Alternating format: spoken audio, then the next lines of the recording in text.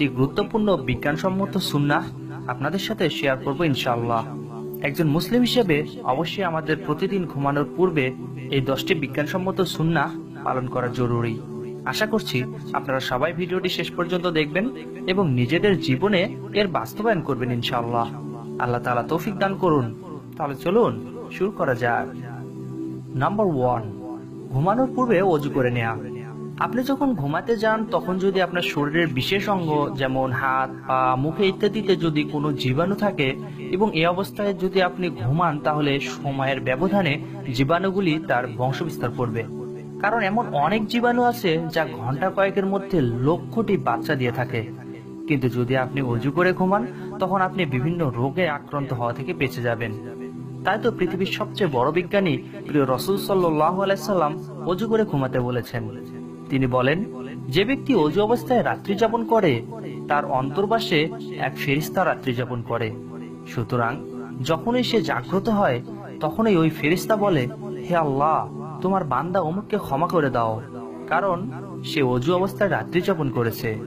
তিনি আরো বলেন, যে কোনো মুসলিম যখনই ওযু অবস্থায় রাত্রি যাপন করে অথবা রাত্রিতে জেগে উঠে ইহকাল ও পরকাল বিষয়ক কোনো মঙ্গল প্রার্থনা করে, তখনই আল্লাহ তা প্রদান করে থাকেন। সুবহানাল্লাহ। তাহলে একটিমাত্র সুন্নাহ পালনে আপনি যেমন দুনিয়ার সুবিধা পাবেন, ঠিক তেমনি আখিরাতেরও সুবিধা পাবেন। আল্লাহ তাআলা তৌফিক দান করুন। নাম্বার 2, শয়ন অবস্থায় সূরা ফালাক, সূরা নাস ও ইখলাস পাঠ করা।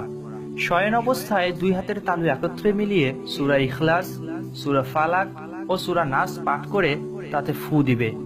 তারপর 2 হাতের তালু দ্বারা দেহের যতটা অংশ সম্ভব মাসে করবে। মাসে আরম্ভ করবে তার মাথা, মুখমণ্ডল ও দেহের সামনের দিক থেকে। এভাবে 3 বার করবে, অর্থাৎ সূরা ইখলাস, ফালাক ও সূরা নাস পড়ে মাসে করবে, তাহলে একবার হলো। তারপর আবার সূরা ইখলাস, ফালাক ও সূরা নাস পড়ে দ্বিতীয়বার মাসে করবে এবং তৃতীয়বার আবার সূরা ইখলাস, ফালাক ও নাস পড়ে মাসে করবে। এটি প্রিয় রাসূল সাল্লাল্লাহু আলাইহি ওয়াসাল্লামের একটি সুন্নাহ, যা বিশেষ করে জিন শয়তানের হাত থেকে রক্ষা পাওয়ার জন্য করা হয়। নাম্বার 3, আয়াতুল কুরসি পাঠ করা। আমরা জানি প্রিয় রাসূল সাল্লাল্লাহু আলাইহি সাল্লাম বলেছেন, আয়াতুল কুরসি হলো পবিত্র কোরআনের সবচেয়ে মর্যাদাপূর্ণ আয়াত। আয়াতুল কুরসির অসংখ্য ফজিলত হাদিসে বর্ণনা করা হয়েছে। তার মধ্যে একটি হলো, রাসূল সাল্লাল্লাহু আলাইহি সাল্লাম বলেছেন, যে ব্যক্তি শোয়ার সময় আয়াতুল কুরসি পড়বে, শয়তান সারা রাত তার নিকট যাবে না, অথবা শয়তান সারা রাত তার নিকট আসতে পারবে না। আমাদের অনেকেরই রাতে ঘুম আসে না, যার ফলে সে সারা রাত নাটক, মুভি, কেউ বা আবার অশ্লীল পর্নোগ্রাফির দুনিয়া হারিয়ে যায়। আর এই কাজগুলি সবই হয় আপনার নিকট শয়তান আসার কারণে। তাই যদি আপনি ঘুমানোর সময় আয়াতুল কুরসি পাঠ করে ঘুমান, তাহলে শয়তান আপনার নিকট আসতে পারবে না আর আপনাকে দিয়ে কোনো খারাপ কাজও করাতে পারবে না। নাম্বার 4, ঘুমানোর পূর্বে বিছানা ভালোভাবে ঝেড়ে নেওয়া। ইসলামে পরিষ্কার পরিচ্ছন্নতাকে অনেক গুরুত্ব দেওয়া হয়েছে। তাই তো প্রিয় রাসূল সাল্লাল্লাহু আলাইহি সাল্লাম পরিষ্কার পরিচ্ছন্নতাকে ঈমানের অঙ্গ বলেছেন।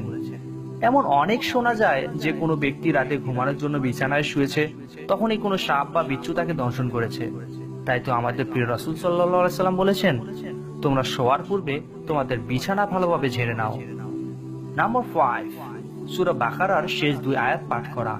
দিনের নবীর ঘুমানোর সুন্নাহগুলোর মধ্যে এটিও একটি সুন্নাহ।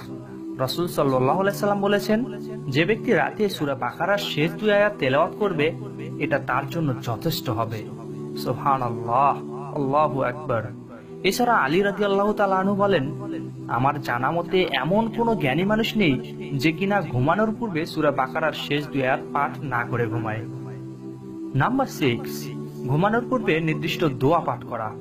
ইসলামে প্রত্যেকটি গুরুত্বপূর্ণ কাজে শুরুতেই দোয়া রয়েছে, যা আপনাকে আল্লাহ তাআলার ভালোবাসা, রহমত ও বরকত পেতে সাহায্য করে। তাই তো রাসূল সাল্লাল্লাহু আলাইহি সাল্লাম ঘুমানোর পূর্বে দোয়া শিক্ষা দিয়েছেন। তিনি যখন ঘুমানোর ইচ্ছা করতেন, তখন তার ডান হাত তার গালের নিচে রাখতেন। তারপর এই দোয়াটি বলতেন, আল্লাহুম্মা বিইসমিকা আমুতু ওয়া হাইয়া। হে আল্লাহ, আপনার নাম নিয়ে আমি মরছি অর্থাৎ ঘুমাচ্ছি, এবং আপনার নাম নিয়ে জীবিত হব অর্থাৎ জাগ্রত হব। নাম্বার 7, ডান কাত হয়ে ঘুমানো। এ বিষয়ে ছোট্ট একটি ঘটনা আমি আপনাদের সাথে শেয়ার করতে চাচ্ছি। তা হলো, পাকিস্তানের এক মুসলিম মা একটি খ্রিস্টান হাসপাতালে তার বাচ্চা প্রসব করে। তখন সেখানকার এক খ্রিস্টান ডাক্তার তাকে বললেন, আপনি সবসময় আপনার এই শিশুকে ডান কাতে ঘুমাতে দিবেন, তাহলে এই শিশুর হার্ট ভালো থাকবে। এই কথা শুনে সেই মুসলিম মা বললেন, ডাক্তার সাহেব, আমাদের এটি শিক্ষা দিতে হবে না, কারণ দুনিয়ার সবচেয়ে বড় চিকিৎসা বিজ্ঞানী আমাদের নবী মুহাম্মদ সাল্লাল্লাহু আলাইহি সাল্লাম আমাদের ঘুমানোর সময় ডান কাত হয়ে ঘুমাতে নির্দেশ দিয়েছেন, এবং তিনি যখন শুতেন তখন ডান কাতে শুয়ে ডান হাত গালের নিচে দিয়ে শুতেন। নাম্বার 8, তাসবিহ পাঠ করা। কোনো এক সময় ফাতেমা রাদিয়াল্লাহু তাআলা আনহা তার পিতা মুহাম্মদ সাল্লাল্লাহু আলাইহি ওয়াসাল্লামের নিকট গিয়ে খাদেমের আবদার করলেন, কিন্তু রাসূল সাল্লাল্লাহু আলাইহি সাল্লাম তাদেরকে খাদেম না দিয়ে বরং তাদের নিকট গিয়ে বললেন, আমি কি তোমাদেরকে এমন কিছু বলে দিব না যা তোমাদের জন্য খাদেম অপেক্ষা উত্তম হবে? যখন তোমরা তোমাদের বিছানায় যাবে তখন তোমরা 33 বার সুবহানাল্লাহ, 33 বার আলহামদুলিল্লাহ এবং 34 বার আল্লাহু আকবার বলবে, তা খাদেম অপেক্ষাও তোমাদের জন্য উত্তম হবে। অতএব আমাদেরকেও এই আমলটি পালন করতে হবে। নাম্বার 9, সূরা মুলক পাঠ করা। সূরা মুলক হলো কবরের আযাবের ফেরেশতাকে ঠেকানোর দোয়া। যদি কেউ সূরা মুলক নিয়মিত পাঠ করে তাহলে সূরা মুলক তার জন্য কবরের মধ্যে বডিগার্ড হয়ে দাঁড়াবে। রাসূল সাল্লাল্লাহু আলাইহি সাল্লাম বলেন, যে ব্যক্তি প্রত্যেক রাতে তাবারাকাল্লাযী বিয়াদিহিল মুলক অর্থাৎ সূরা মুলক পাঠ করবে, এর মাধ্যমে মহিয়ান আল্লাহ তাআলা তাকে কবরের আযাব থেকে রক্ষা করবেন। সূরাটি মুখস্থ অথবা দেখে দেখে উভয়ভাবেই আপনি পড়তে পারবেন। আপনার যেটি সুবিধা আপনি সেভাবে পড়ুন। এবং নাম্বার 10, রাতে 100 আয়াত পাঠ করা। তামিমে দারি রাদিয়াল্লাহু তাআলা আনহু থেকে বর্ণিত, রাসূল সাল্লাল্লাহু আলাইহি ওয়াসাল্লাম বলেছেন, যে ব্যক্তি রাতে 100 আয়াত পাঠ করলো তার জন্য পূর্ণ রাত কিয়াম অর্থাৎ সারা রাত ধরে নফল সালাত আদায়ের সওয়াব লেখা হবে। সুবহানাল্লাহি ওয়া বিহামদিহি। আর এটি মোটেও কিন্তু কঠিন কাজ নয়, কারণ ইতিমধ্যেই আপনি সূরা মুলকের 30 আয়াত, এছাড়াও সূরা ফালাক, সূরা নাস ও সূরা ইখলাস 3 বার করে মোট 55 আয়াত পাঠ করেছেন, যা যোগ করলে হয় 85 আয়াত। বাকি থাকে মাত্র 15 আয়াত, যা আপনি আপনার পছন্দ মতো যে কোনো জায়গা থেকে পড়ে নিতে পারেন। তাহলে আপনি সারা রাত সালাত আদায়ের সওয়াব পেয়ে যাবেন ইনশাআল্লাহ। আল্লাহ তাআলা আমাদের সবাইকে সে তৌফিক দান করুন, আমিন। এখন সম্পূর্ণ ভিডিওটি সামারাইজ করলে দাঁড়ায়, ঘুমানোর পূর্বে প্রিয় রাসূল সাল্লাল্লাহু আলাইহি সাল্লামের সুন্নতি ও বৈজ্ঞানিক উপকার সম্পন্ন যে 10টি আমলের কথা আপনাদের সামনে বলেছি তা হলো, নাম্বার 1, ঘুমানোর পূর্বে ওযু করে নেওয়া। নাম্বার 2, শয়ন অবস্থায় সূরা ফালাক, সূরা নাস ও সূরা ইখলাস 3 বার করে পাঠ করা। নাম্বার 3, আয়াতুল কুরসি পাঠ করা। নাম্বার 4, ঘুমানোর পূর্বে বিছানা ভালোভাবে ঝেড়ে নেওয়া। নাম্বার 5, সূরা বাকারার শেষ 2 আয়াত পাঠ করা।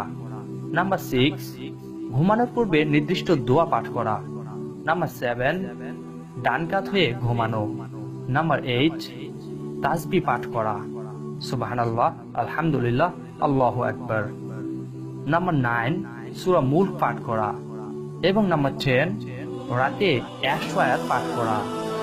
আমি প্রাণ খুলে দোয়া করি আল্লাহ তাআলার কাছে যেন তিনি আমাদের সকলকে ঘুমানোর পূর্বে এই 10টি সুন্নতি ও বৈজ্ঞানিক উপকারিতা সম্পন্ন আমলগুলো করার তৌফিক দান করেন, আমিন সুম্মা আমিন। সবশেষে আপনাদের কাছে একটা ছোট্ট অনুরোধ, যদি এই ভিডিওটি আপনার ইহকাল ও পরকালের জীবনে কোনো সমস্যার সমাধানের ক্ষেত্রে সত্যি এতটুকুও সাহায্য হয়, তাহলে ভিডিওটি আপনার দিনী ভাই ও বোনদের মাঝে শেয়ার করুন। কারণ আপনার শেয়ারের পর যত লোক এটার উপর আমল করবে তার সমপরিমাণ নেকি আপনার আমলনামায় উঠতে থাকবে। আর একটি লাইক দিবেন। এমন আরো ইসলামিক ভিডিও পেতে সাবস্ক্রাইব করে নোটিফিকেশন বেলটি অল করে আমাদের সাথে কানেক্টেড থাকুন।